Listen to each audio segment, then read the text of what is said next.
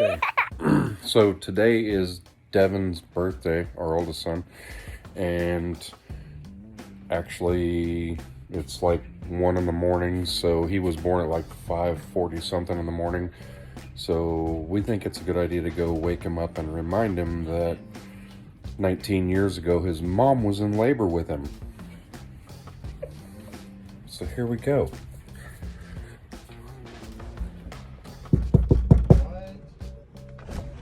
What are you doing? Huh? What are you doing? Watching a video. What kind of video? About maps. Maps? Yeah. Hey, guess what? It's your birthday. Happy birthday. Happy birthday. You know what was happening at this time 19 years ago? At this time? Well, about this time, yeah. You were trying to squeeze out of your mom's vagina. You're recording. Look, if you haven't done it yet, you need to go and like and subscribe to our channel, One Horn Larry's Garage. Right now, we're going to give an update on the GMC, but we've got some really cool projects coming up you're not going to want to miss. You know, I was just looking today, and I've got like quite a few subscribers. Not nearly enough. We need more. Subscribe now. But we've also got like 3,100 minutes of views, which to me is amazing that there's enough people that have that much time on their hand to watch a doofus like me work on cars. But hey, you know, each their own. I'm digging it, so keep watching. You know, hey, maybe you learned something. Probably not, but give it a shot. So now it's time for an update on the GMC, where we're at with the bodywork on it. I wanted to give a little history on this truck. This was my grandpa's truck. I inherited it a few years back. My uncle called after I got my 48 Ford done, said, hey, this thing's rotting away, come do something with it. So I went and picked it up, and since then have redone all of the chassis, suspension, basically frame off on this truck. There's the motor.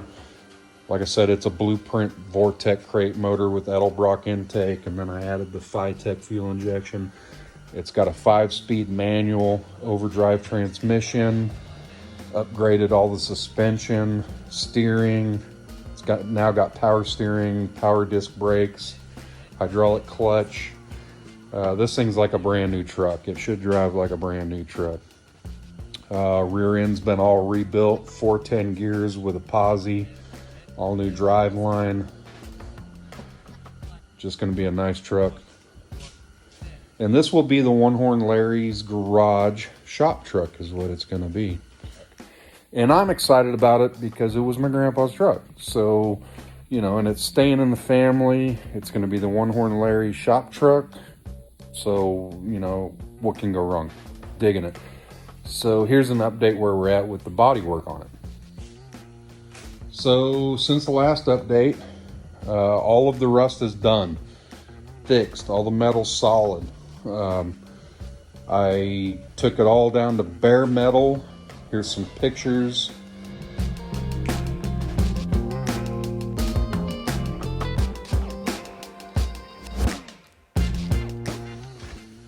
And then from there, I put a coat of self-etching primer on the bare metal. Here's a picture of that.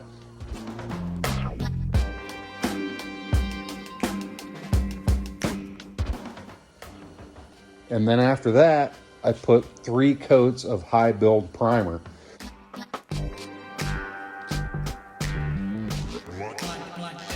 Which is basically like sprayable Bondo.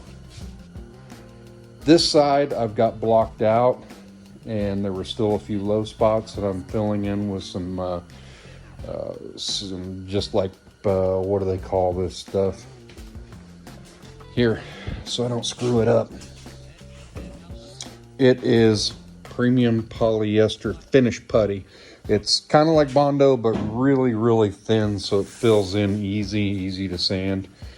So this side's, after I sand it and do another coat of high build primer, should be ready to go. The other side, I haven't blocked it yet, but it's got 3 coats of high build on it. I gotta block it out. I wanna make sure this thing's nice and smooth before I paint it. Started working on the bed. They wanted like 600 bucks for a wood bed kit, and I'm actually making my own bed out of pine from Menards. And these are actually, let me grab a piece here. Got these at Menards too. This is actually rolled roofing strip for rolled roofing termination strips, and they're aluminum. So these things are like $6 a piece, whereas the bed strips they want are like 20 bucks a piece. So hey, why not? So we'll see how that comes out. I'm trying to save money everywhere I can. Got the roll pan installed on the back, so it's not gonna have a back bumper. But here's the really cool part that I've done since the last video. Instrument cluster. So I got the gauges in and they all work. So what I did is I took the original instrument cluster and I cut the center of it out and just kept the outer ring where it's got the bevel that meets the dashboard. And I cut a piece of metal that fit into the recess along here and riveted it on with some pull rivets, and then blended it with some fiberglass filler, and then hit it with some finish putty, sanded it down, painted it, cut all the holes. But the real cool part is I built a little box, welded it in before I finished it all for the Phytech fuel injection controller.